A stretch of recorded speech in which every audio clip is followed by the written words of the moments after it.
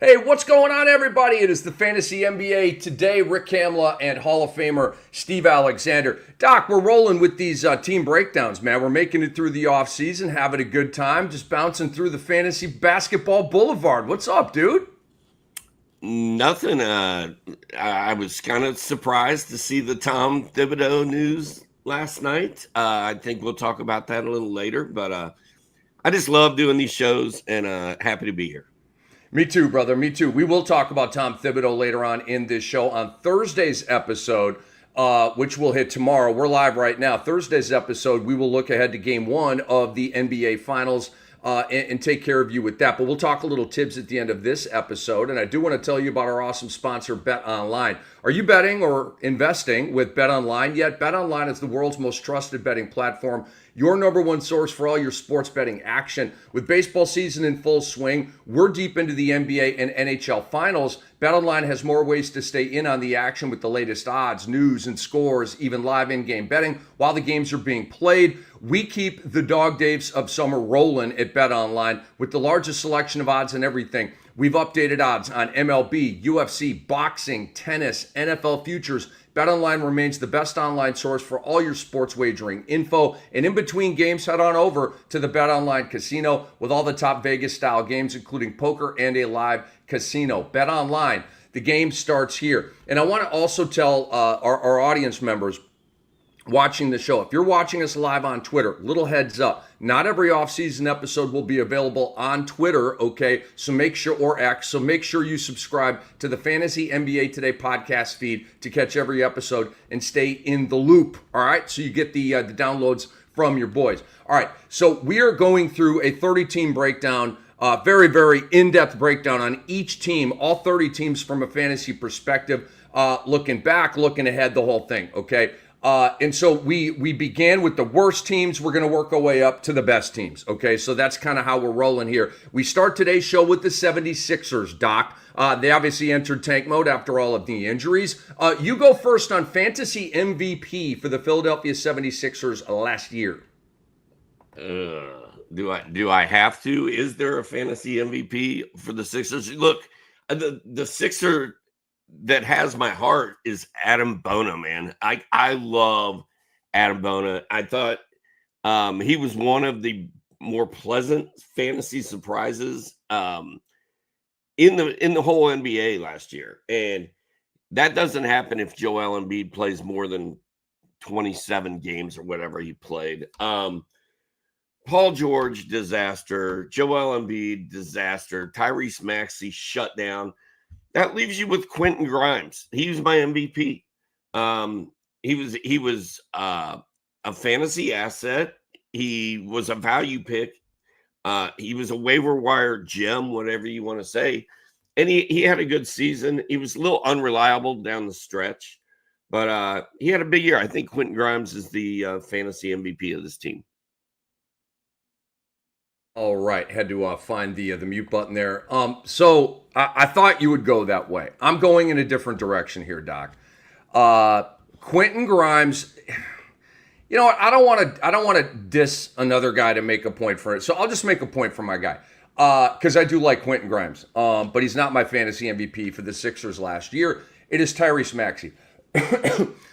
And I know he got shut down. Completely get it. That's how slim the pickings are on this Sixers team for a fantasy MVP. It's either Grimes or Maxey. And I'm going Maxey because I wanted to make some points here. This is all about content. It's about making you all smarter, about raising your awareness and your ability to monetize fantasy basketball. Tyrese Maxey was 10th in fantasy basketball per game value. 10th. That's first round value, okay? The PRA was 26, 3, and 6. Fantastic. 1.8 steals. Elite. 3.1 threes. Elite. He's one of the best fantasy gold guys in the game. He's one of the best PRA guys in the game. And so he played 52 games. That's the buzzkill. Philly shut him down and all that kind of stuff. He's the best thing going on the Sixers roster, and it's not even close. I believe Maxey's ready to be a number one. When Embiid is healthy, he will obviously be the number one. But I feel like Maxey, like I've always said about my guy, Jaylen Brown. Jaylen Brown is a number one. He is an alpha. He is a face of franchise. But Boston's deep, and he's up there. Like Kyrie Irving is that guy, but he's been the number 2 at a lot of spots. You can have a number 1 in the number 2 role. When Magic Johnson and Kareem Abdul-Jabbar were rolling together in the 80s, that was 2 number 1s, okay? So Maxey's a number 1 for me. Doc, to me, he's a second-round pick for sure. He is 14th for me right now. The B150 is going to come out. Aaron Brewski, the Cam 50, which is what I've done so far. Tyrese Maxey is number 14 for me right now. I love Tyrese Maxey. He's my fantasy MVP. Anything to add on that, Doc, or should we move on to the next segment here? Rick, I loosely put together my top 50, although I wouldn't say it's finalized, but I've got 50 players written down. I'm trying to see where I've got Maxey. I've got Maxey at 22. A little bit lower than you. Why you hating, bro? I ain't hating. Why you hating, bro? All right, I love that you've got the rankings. Played 52 games. He plays for the Sixers, and they're a disaster. How about that? I love it, dude. Tell them all about it, bro. And later on in the summer, we'll go into our top. But right there, 14 for me, 22. There's going to be all kinds of head-clashing debates with me and Doc when we collide with our top 50s. And we will also agree on some stuff. And there will be maybe just a little smidgen of kumbaya, but hopefully not that much. Doc, players who surprised on the Philadelphia 76ers. You go first with this one, bro. I already talked about Adam Bona for a minute. His overall stat line, if you look at his stats, they're not good. But there was a stretch there where Bona was a bona fide like fantasy must-have guy. He had a streak of really good games. There's a lot of potential with that guy. I don't know if he's ever going to see the light of day as long as Joel Embiid lives in Philadelphia, but I'm very interested to watch Adam Bona's career develop and unfold over the next few years.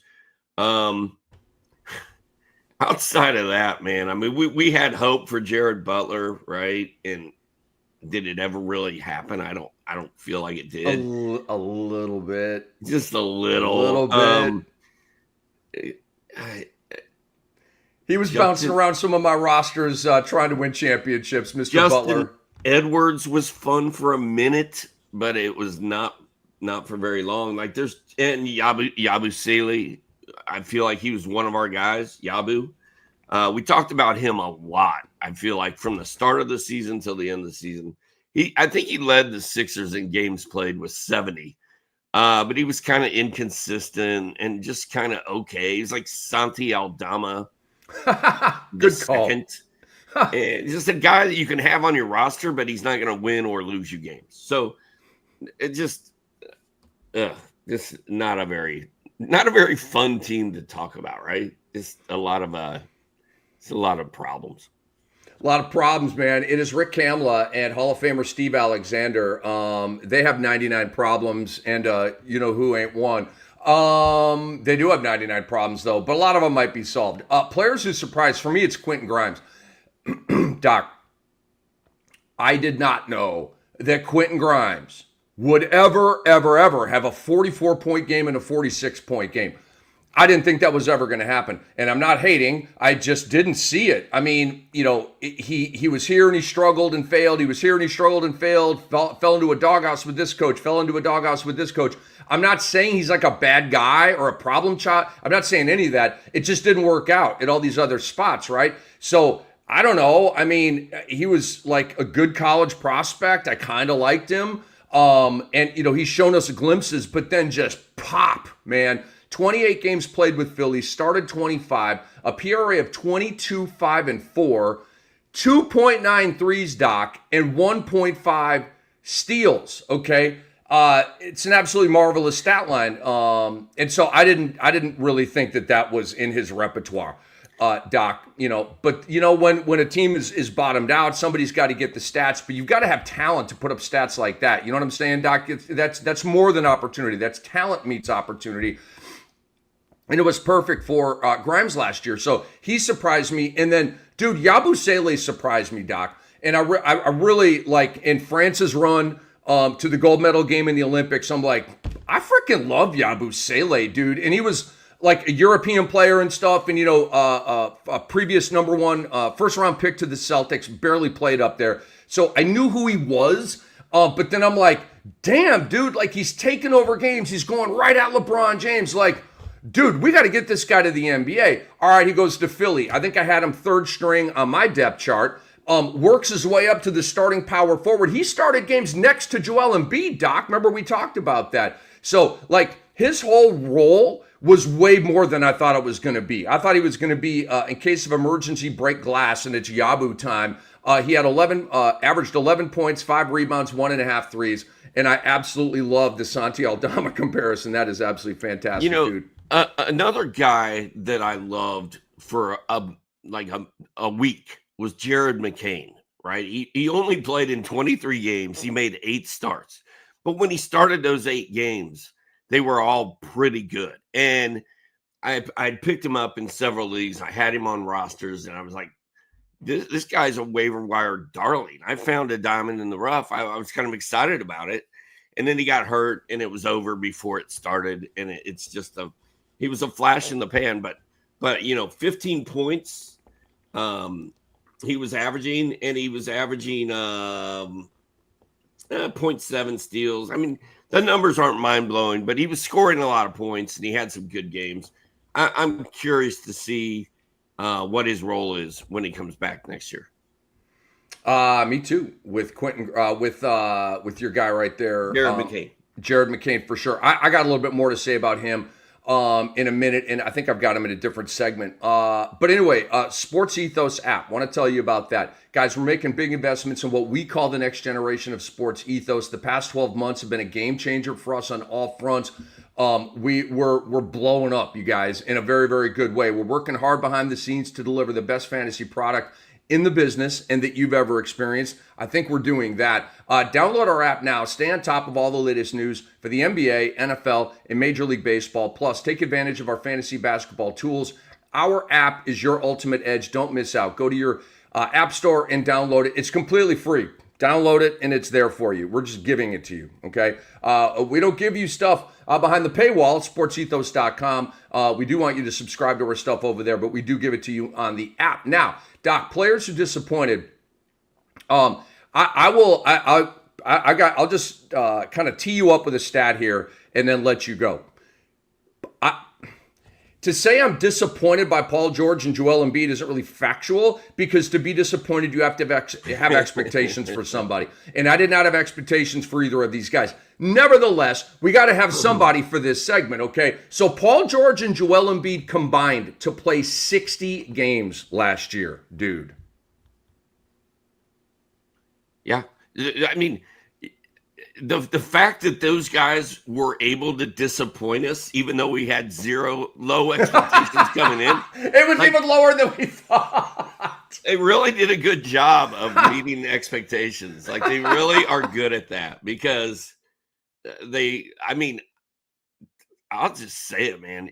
You could not pay me to draft Joel Embiid, and on my rock and roll league, which I love and I never do well in, I took Paul George, I think, with my second pick.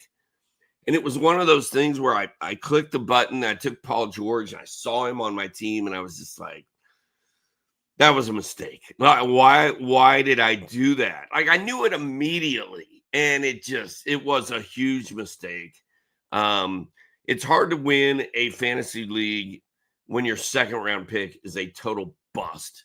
That's what those guys are. And because those two guys didn't play, then we had Tyrese Maxey shut down early. We had a cluster, the whole season in Philly. Like, Joel Embiid started a domino effect that ruined the whole team and really anybody that drafted Sixers in fantasy.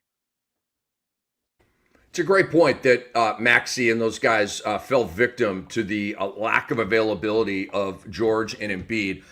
We know that Joel Embiid, correct me if I'm wrong, he missed the first 2 NBA seasons recovering from knee issues and stuff. I believe it was the first 2 years of his career. So his whole career has been haunted and buzzkilled and really limited by injuries.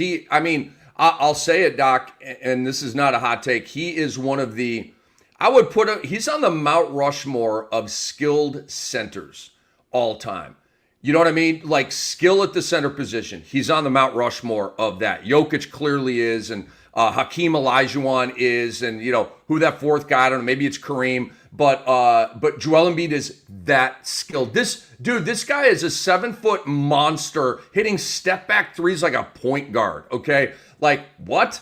I love his game, dude. I do. I'm a big fan. I love the crotch chop. Do you love the crotch chop? When, 13-1 run in Philly, timeout other team, place going nuts, and he hits him with the crotch shot, and then the NBA hits him with a fine. I freaking love the crotch shot, dude. That's become my signature move in a golden tee. When I get a hole in one and like put somebody away, I'm like, ah.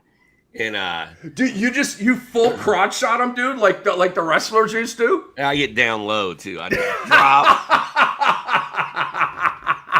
You don't do the boulders thing like you're you should do the boulders thing every once in a while. I don't really move very much once I get down there, but I drop low. I drop it low and hit them with the crotch, and they know it's coming, and it's become a thing. And people are like, "Wow, that's the most I've ever seen Doc move." Oh my God, that's amazing! I love that. The tales from the pub and the golden tee of it all. So I say that about Embiid. I want to bang on Paul George for a minute. Okay. I loved what Charles Barkley said about him. I saw on Twitter, he's like, why do we call him playoff P when you lose every playoff game? I was like, dude, Charles, you are the GOAT of GOATs. Nobody will ever GOAT as much as you GOAT. Like, dude, are you serious? That's the bomb. Just telling it like it is, man. He says what everybody wants to say, right? So why does Paul George miss so many games, Doc? Is he soft? Is it not enough love of the game? Is it entitlement? You can't tell me, well, he's legitimately hurt. Dude, these are soft tissue injuries that Ant-Man would be playing through, Kobe would be playing through, MJ would be like, just dude. Paul George is the older version of Brandon Ingram. He is soft and not motivated. Okay, there is entitlement going on here. He's a max guy. He's got 3 mansions full of cash. Okay, I mean the guy's made so much money in his career. There's no Mamba mentality at all.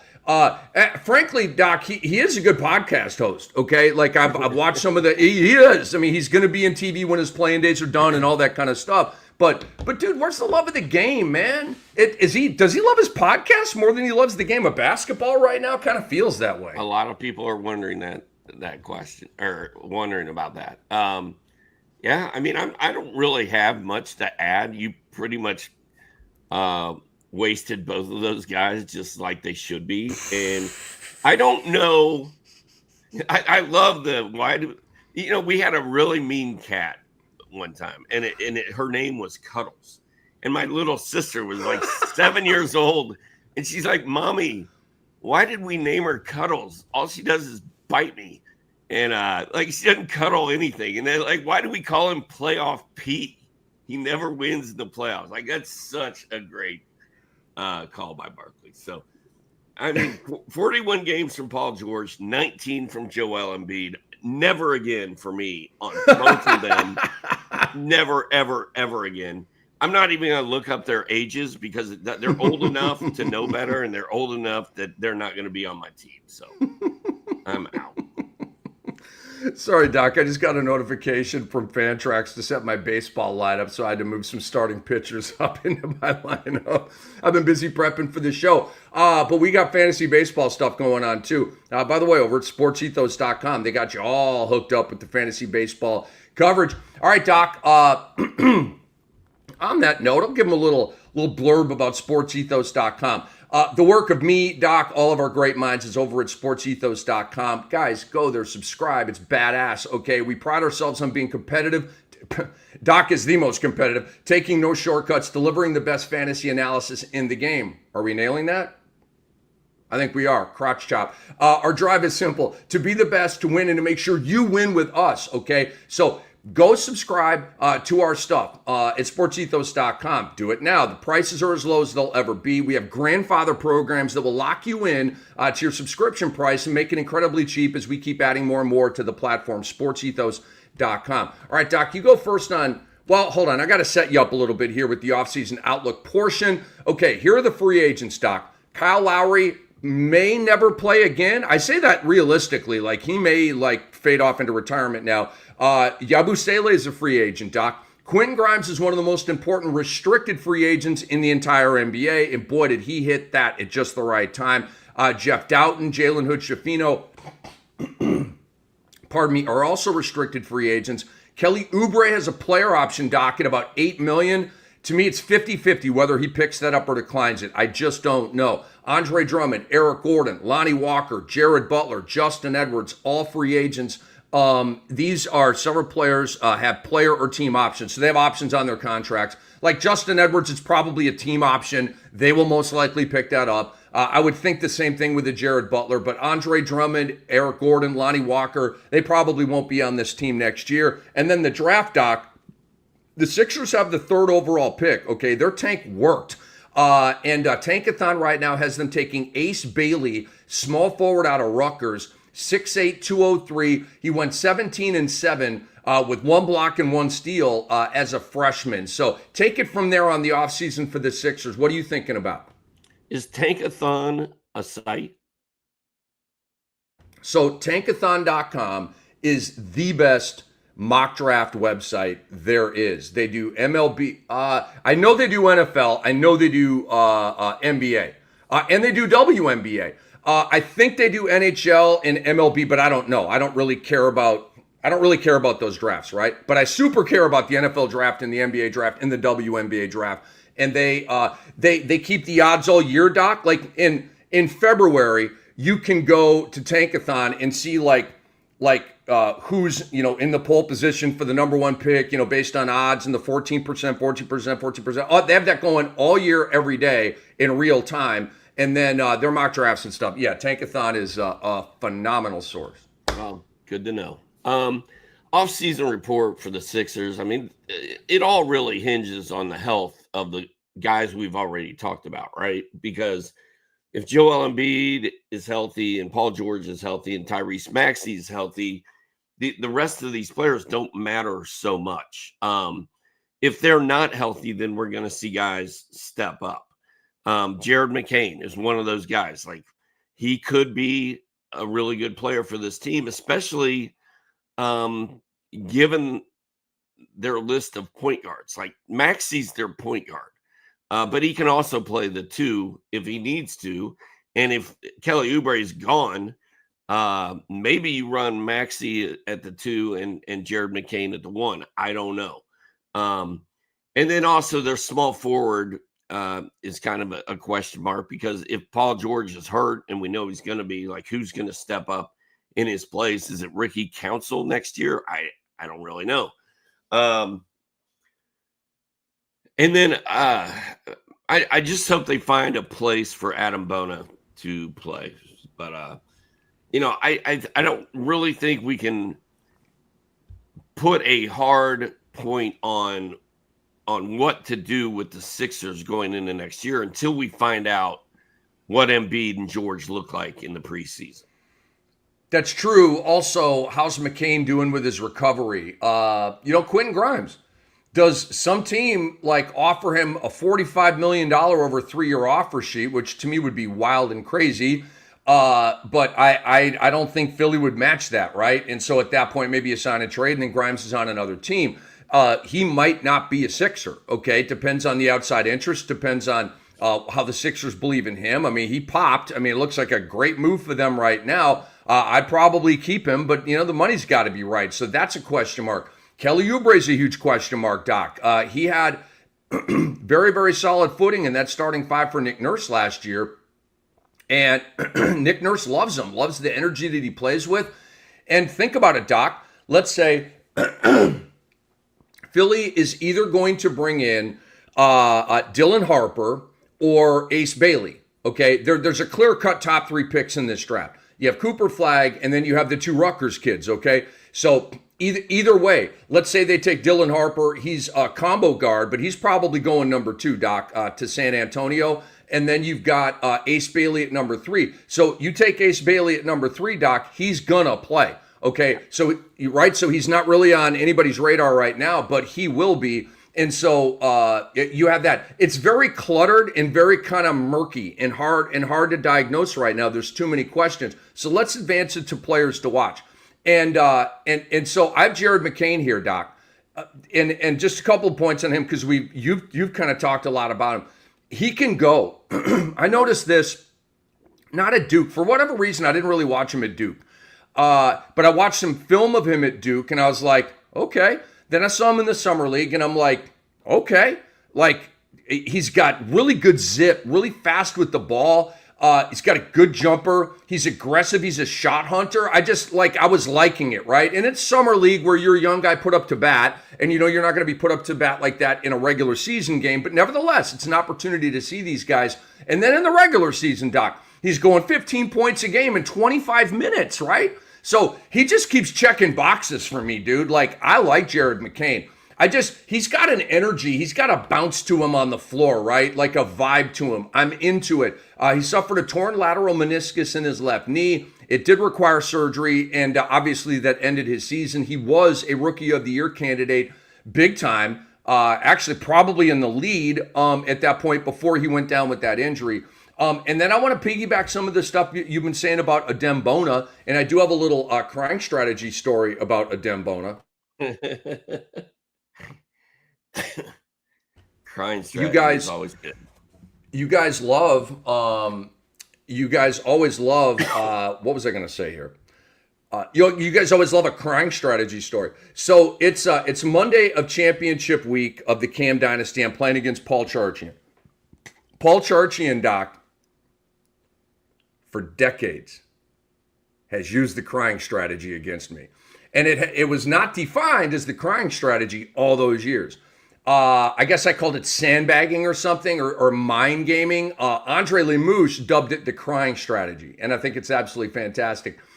So Adem Bona on Monday night of championship week had like 8 points, 9 boards, 3 blocks, 2 steals, right? Like a goodie game, but not phenomenal, right? He said, these are the games that win fantasy championships, which is like a low-key crying strategy. Like, oh, Adem Bona hit me with a dagger on opening night, and I'm done, and I can't recover from an 8-9, 3-2 game, right? And I'm like, I'm not buying this, bro. And so throughout the week, I kept hitting him with little trickle crying strategy texts. And then on Sunday, Doc, I'm at the drum circle, okay? And I checked my phone, and he hits me with, there's a Treasure Island drum circle. It's badass. He hits me with a congratulations, right? Dude, it was like 5 o'clock, right? There was still a lot of basketball to be played, and I kind of sort of had him beat, but I was like, no, you're not. I go, dude, it ain't over yet, blah, blah, blah, blah, blah. I hit him back with a crying strategy. I go, dude, it's still your game, man. So anyway, Adem Bona triggered a whole week of the crying strategy between me and Paul Charchian. Was it wildly annoying and irritating? Oh, you bet. But if you don't engage in the crying strategy and you just allow your opponent to hit you with that and then you don't respond, you're dead. Am I wrong?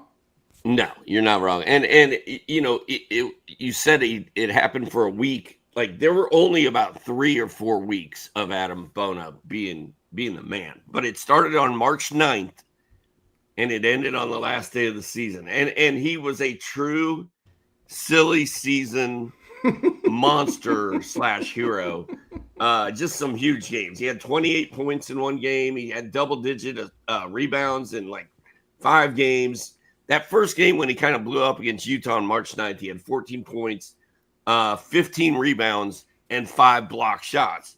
And Fantasy Nation was like, oh my God, I've got to go pick this guy up. And everybody picked him up. And by the time I must have been asleep that day because I missed it. I wasn't working. It was a Sunday, and I missed it. And I was late to the Bona game. I didn't really get him anywhere.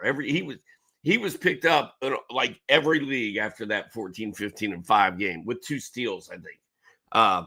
And then he kind of kept doing it the whole rest of the way. So I want to see a full season of that, man. So Doc, let me give you some stats on Adembona. Okay, the full season stats aren't great. 5.8 points, 4.2 rebounds, 1.2 blocks, 15.6 minutes. However, you mentioned the end of the year when he got 11 starts. Check out these numbers in 11 starts, Doc. 15 and 8, okay? And the defensive goodies are off the charts. He had 26 blocks and 13 steals in 11 games, Doc. That is 3.5 defensive goodies per game. And 26 blocks divided by 11 is like 2.4 blocks or something like that, or 2.5 blocks. So, this year, who knows about Joel Embiid? But Adembona to me is a late round pick, last round kind of thing. I don't know. Maybe he's not drafted at all. You just keep your eye on him depending on Joel Embiid's health. But he's the pivot guy now, Doc. If Joel Embiid is maimed or injured, which we figure will happen a lot, then the pivot guy is going to be Adembona. Last year there was a little bit of Drummond and all that kind of stuff. He does have a player option, Doc, of $5 million. I bet you he picks up that option. But who do you think would be the number two? If Drummond and Bona are there, who do you think would be the number two?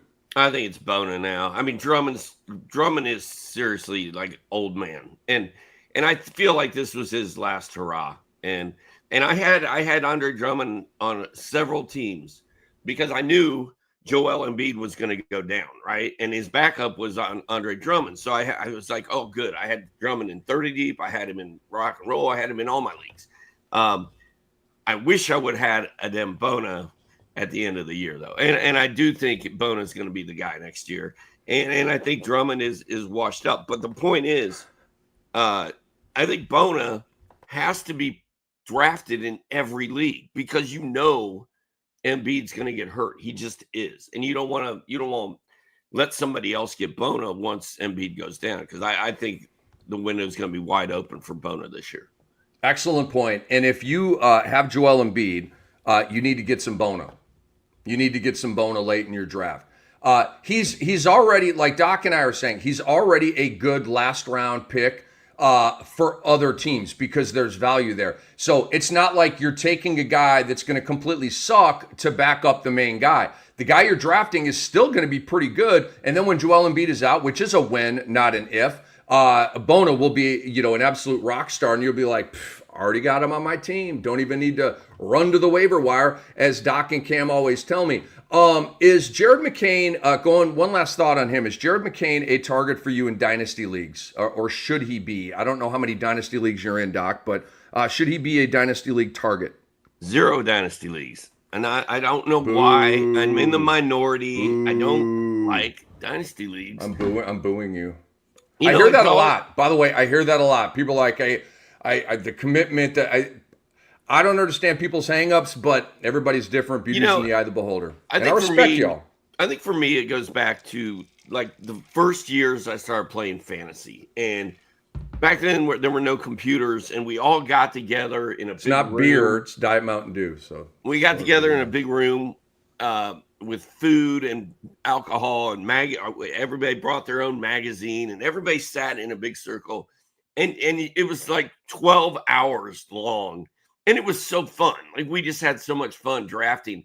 And I put like everything I love about fantasy sports really stems from draft day and drafting the team. So I like drafting. I like the full draft experience. That's it. That's why I don't love dynasty. If I was playing in a dynasty league, I think I would be interested in McCain. It depends on how deep the dynasty league is. He's coming off a big injury, and you can't let guys that aren't playing sit on your bench. But I do think McCain is going to have a good NBA career, and I do think he's somebody I would target in dynasty, especially if I can get him, without really giving up anything, pick him up off the waiver wire. So it depends, in a dynasty league, Jared McCain's probably rostered almost everywhere. Maybe he was dropped, but we do have these IR spots, the red flag spot in a Fantrax league. What I would say is, am I like buying low with him? No, because it's crowded and he's coming off of an early season meniscus injury, which is the brake pads, which isn't good. I'm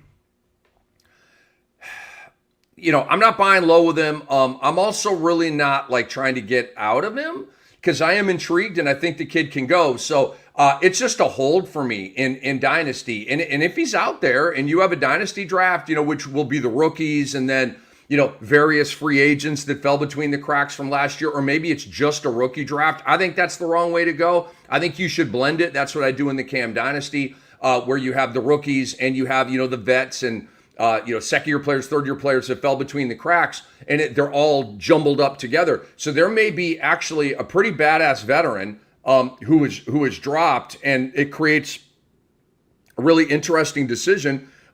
Maybe not for a Bailey or a Harper or a Flag, but as you get deeper, pick 8, pick 9, you may want to go with an established guy over a rookie. That would be my recommendation if you want to win. But so many people just continue to take young. I think it is so beyond stupid to do that. You have to have a blend. You certainly have to have some young. You got to have some mid. And I like going for some goats too, because I'm trying to win right now. I'm in a long-term Sirius XM IDP Dynasty Football League, right? I have Mike Evans on my squad, bro. I love Mike Evans. I know Mike Evans probably got 2-3 years left, but damn it, Mike Evans is a grand and 10 plus TDs every year, man. So I will take that and I will ride that into the sunset of the great Mike Evans down here in TB. All right, Doc, before we move on to our next team, I want to give people a little reminder here about Twitter. Guys, if you're watching us live on Twitter right now, first of all, thank you. But we got a heads up for you. Not every offseason episode will be available on this platform, all right? So make sure you subscribe to the Fantasy NBA Today podcast feed to catch every episode and stay in the loop. Apple, Spotify, we're in all those spots, man.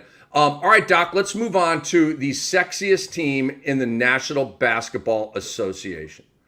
They are so sexy, bro. They are like Jessica Alba back in the day, bro. Like sexy, okay?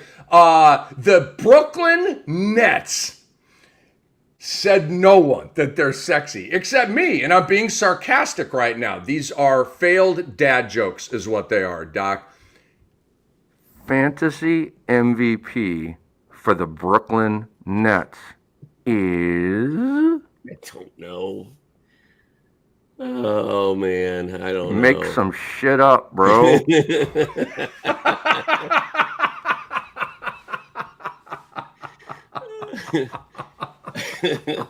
They're so sexy, dude. I'm telling you. Like a supermodel. God. I don't know, man. Dude, you're speechless. Andre, we made him speechless.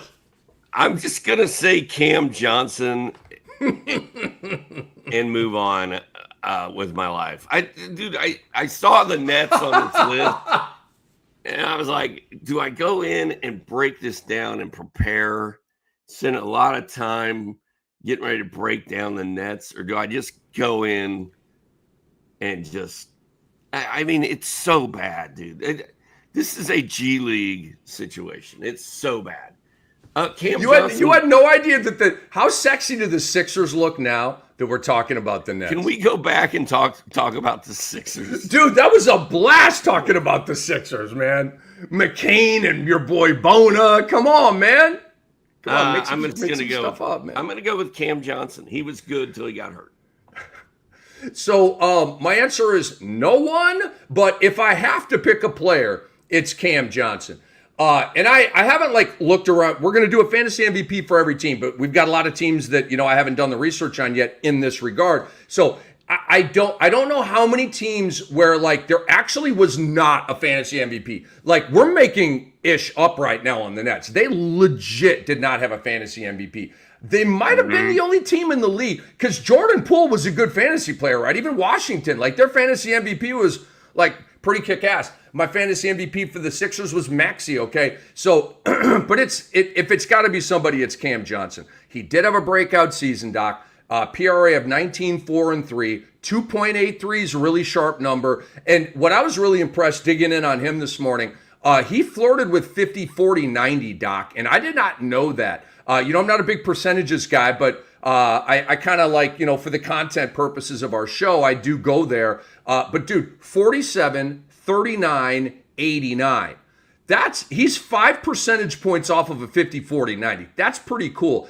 He only played 57 games, which was a decent total on that team. So let's move on to players who surprised. Do you have a player who surprised from the Brooklyn Nets last year? Make some shit up, bro. That was awesome. That was funny.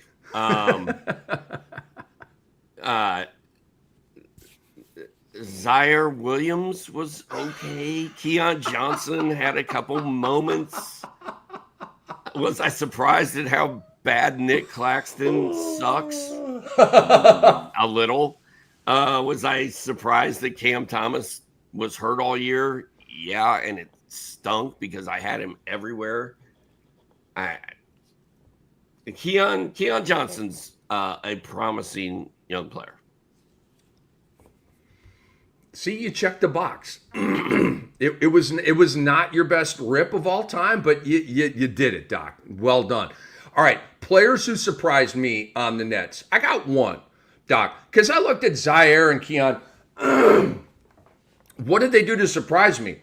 They were just players on the hardwood in the NBA. Like Doc said it, like they each had, a moment here, a moment there. We were hot on Keon Johnson for a couple of weeks, and then his playing time started getting weird, and then it just fizzled. But for me, Drew Timme, Doc. Drew Timme did eye-open for me. And look, dude, I'm very aware of his whole thing. I'm okay. The gap between Gonzaga and what he did for Brooklyn, which I know Andre knows all about. Like, I don't know the whole journey and all the steps in G League, and he played in Switzerland or whatever the hell that looks like. I actually don't know that. Frankly, don't really care.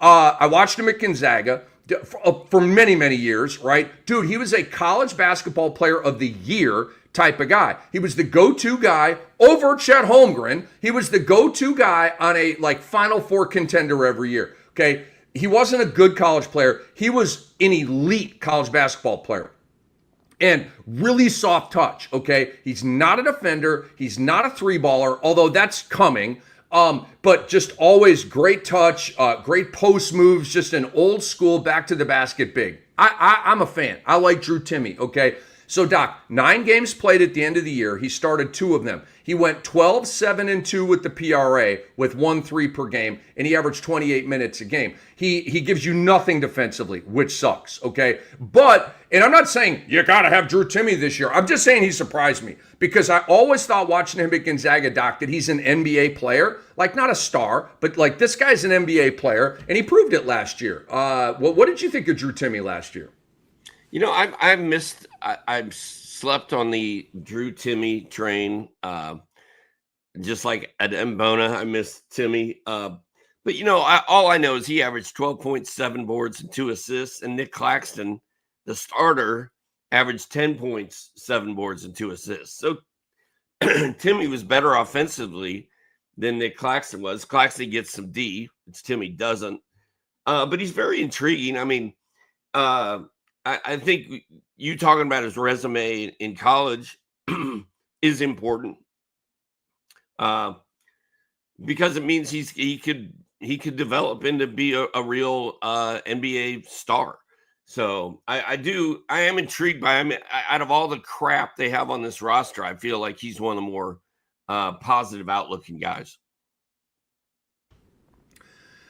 Andre Lamouche is the best producer in the biz, even though he doesn't think he's a producer, but he is, and he's the best. BITB is what I call it. Raymond Ritter, the PR guy for Golden State, I always used to call him BITB. He used to crack up. Raymond Ritter, the best PR guy in the biz, and there is no debate about that. Shout out to Raymond Ritter. Dude, Raymond Ritter sent me 30 Golden State bobbleheads, dude. He sent all of us. Dude, it wasn't just me.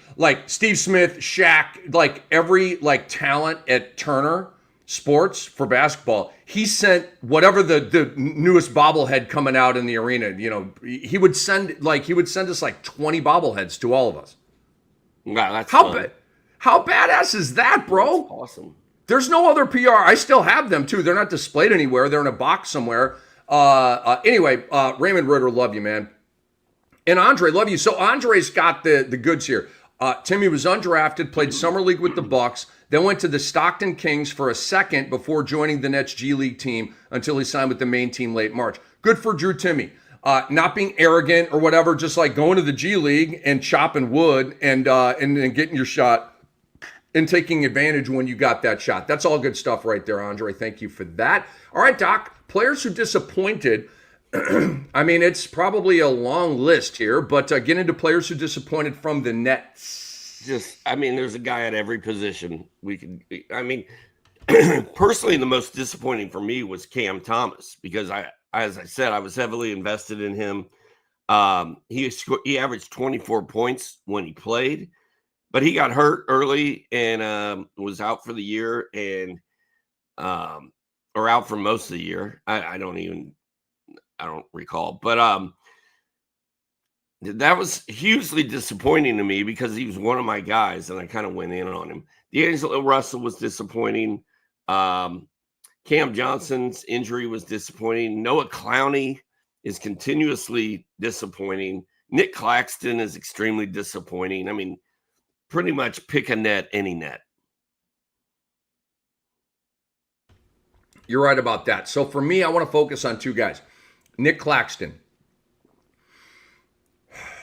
10.7 boards, 1.4 blocks, 27 minutes, 70 games. I like 70 games. I don't like 27 minutes. And that's a Jordy Fernandez thing, but also maybe a Nick Claxton thing, a motor thing. Like, you're not bringing it enough, so I'm not going to play you as much as if your motor's higher. Nick Claxton got paid, and then he cooled out, okay? Or was he just anesthetized by a horrible lost in space season for the Brooklyn Nets, right? We've seen that happen before. Players kind of disengage a little bit. They're not fired up. They're not motivated, and they kind of go through the motions.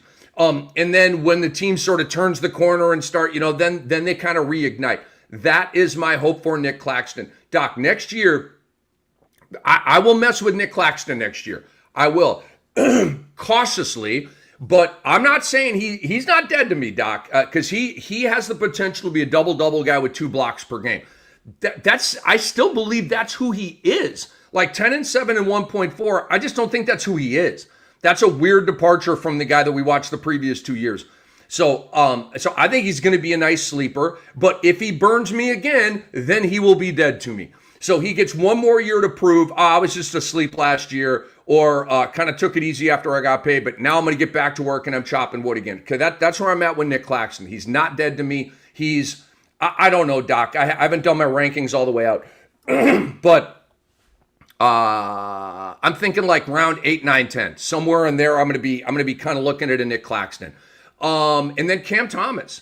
25 games played, bro. I've got him on my team in Sam Hinkie's letter. I was looking for my third chip in a dynasty last year.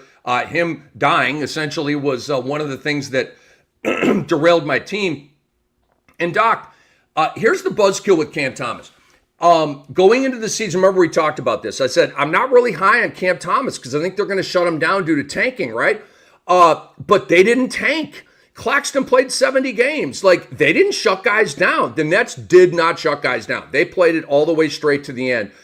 So Cam Thomas would have played 65 or 70 games if healthy, which is disappointing, right? Like, that could have happened.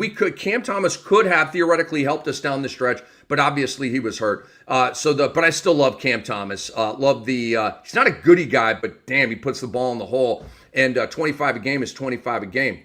Anything else to add on that, Doc? Nope. All right, so offseason outlook for Brooklyn, Doc. Let me break this down for you. This is actually where it gets kind of exciting for Brooklyn, or even more sexy. The Brooklyn Nets are projected to have the most salary cap space this summer. Ooh, ding, sex appeal. Estimated $55 million, okay? So, Doc, we know that Jonathan Kuminga has been linked to the Nets for months. All right, the writing is on the wall. The Nets have some assets to give back to Golden State. They also have the money to pay Jonathan Kuminga. I don't know, Doc.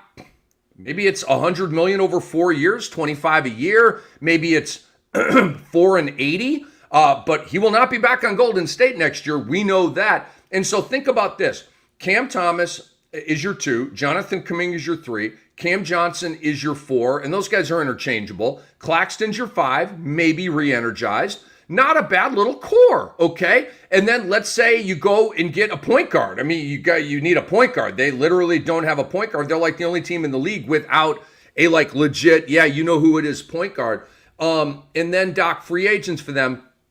Cam Thomas is restricted. Day'Ron Sharpe restricted. D'Angelo Russell's a UFA.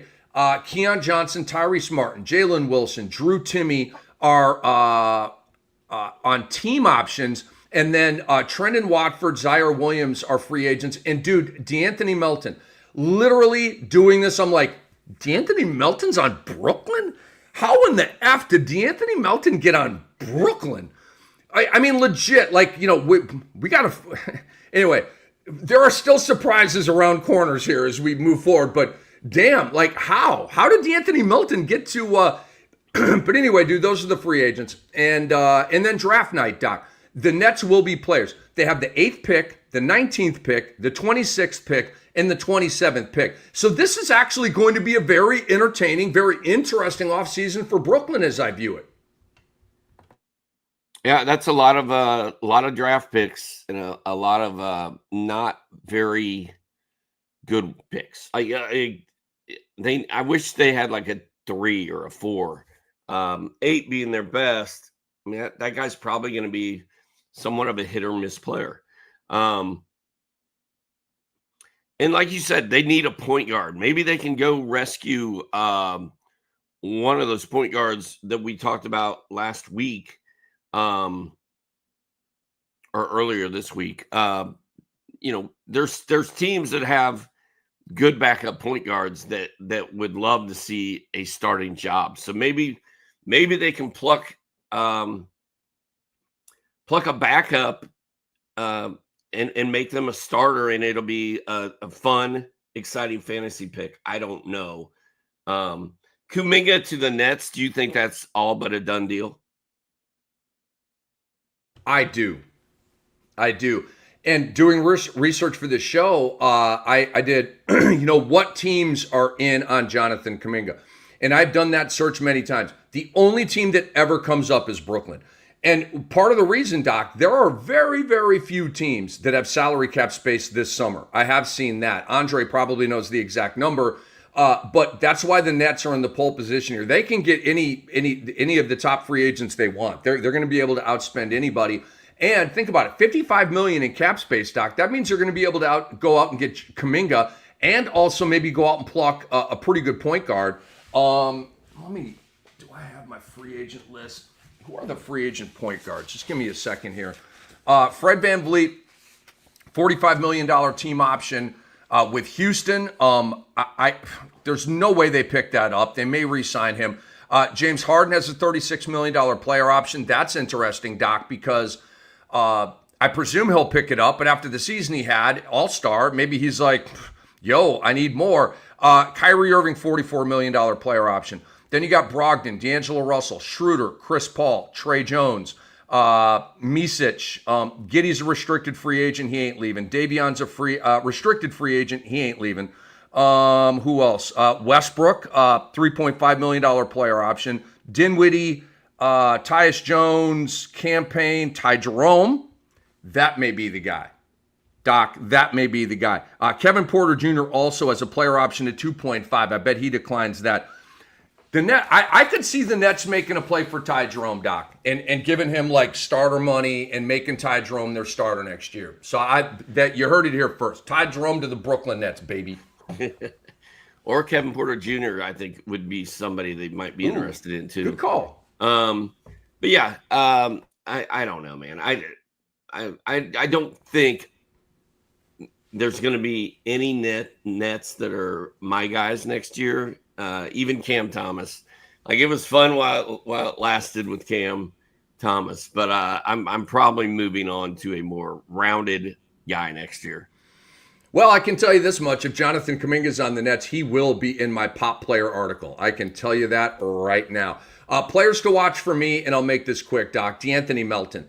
I love his game. I literally love his game. He's a 3-and-D deluxe guy. So I think the Nets need to bring him back. It's not going to be very much money, but you need guys like that, and if you're getting Kuminga and you go out and you get a point guard and, with the core that we just talked about and you have Melton off your bench, like, okay, like you're probably a play-in tournament team at that point, in the not so rugged, soft middle of the Eastern Conference. And then I'm watching, for who their point guard is going to be. That's going to be a very interesting deal. So, Doc, do you want to talk any more about the Nets here and players to watch, or do you want to talk about Tom Thibodeau getting whacked by the New York Knickies?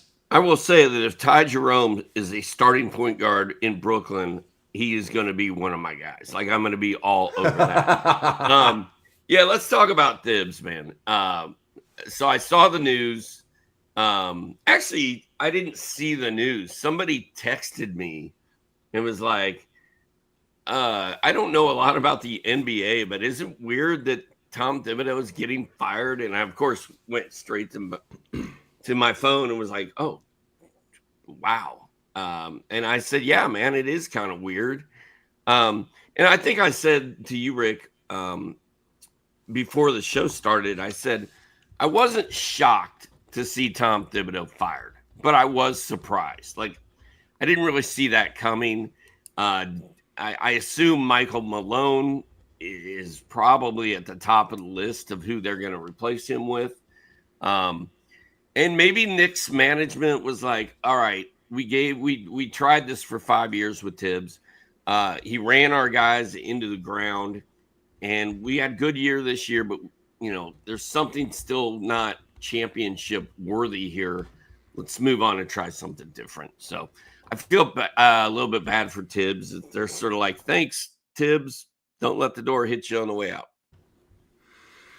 So I talked with a very close friend who's a great source for the New York Knicks last night, Doc, because he called me, and my first words to him were, "What the F?"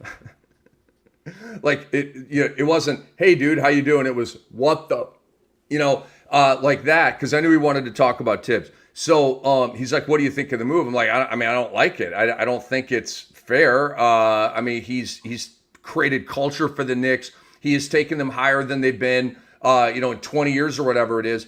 And it's a team on the climb, in my opinion. They haven't plateaued. They went second round last year, third round this year. They're ascending, thriving, in my opinion. And he's like, okay, well, now let me tell you what's really going on here. Because, of course, we're on the outside. He is very close to the inside. He told me that Tom Thibodeau lost the locker room, okay, which was very surprising to me. He didn't lose Jalen Brunson, okay, but apparently he lost a lot of other guys. And why would he lose Jalen Brunson when Brunson takes every shot he wants every single game? Jalen Brunson loves Tom Thibodeau. Thank you for putting me up to bat like that, okay? But this source told me that pretty much let me phrase it like this. Every player outside of Brunson and Cat did not know what their role is on this team. That's what the players said to management in their exit interviews, and that was relayed to me by this source. So, yeah, Brunson, Cat, getting theirs, everything good. So that's OG Anunoby, Mikal Bridges, Josh Hart, every other guy did not know their role. Okay, that's what the source told me. And then the source also talked about the whole thought about a younger coach, because you see, Dagenham, and you see a lot of these teams are going to a younger coach. Jordy Fournette is up in Brooklyn. There are many others, but the trend is to get out of the Popoviches, the D'Antonis, the Thibodeaus, like the Doc Rivers, guys like that, and to go younger and go with like Izolo in Memphis and these dudes that nobody's heard of, right? Okay. Toronto tried that with Nate Bjorkgren, or wait a minute, pardon me. Indiana tried that with Nate Bjorkgren, and that was one of the greatest coaching disasters in the history of the NBA. Be careful what you wish for. So I hate that Tibbs got whacked, but he did, and that's the intel. That he lost the locker room, players didn't know their roles, and so when that happens, dude, firings happen. All right, man, get us out of here. All right, ladies and gentlemen, please go to sportsethos.com. Check out our season wrap articles, okay? We don't have all 30 out there yet, but we've got a lot of them out there, and they're basically going to kind of coincide with the teams that we do on the Fantasy NBA today as well. Download the app. It's completely free, the Sports Ethos app, and subscribe to our work over at sportsethos.com. For Andre Lemouche and for Hall of Famer Steve Alexander, I'm Rick Kamla. Thank you for watching this episode of the Fantasy NBA today, brought to you by Bet Online.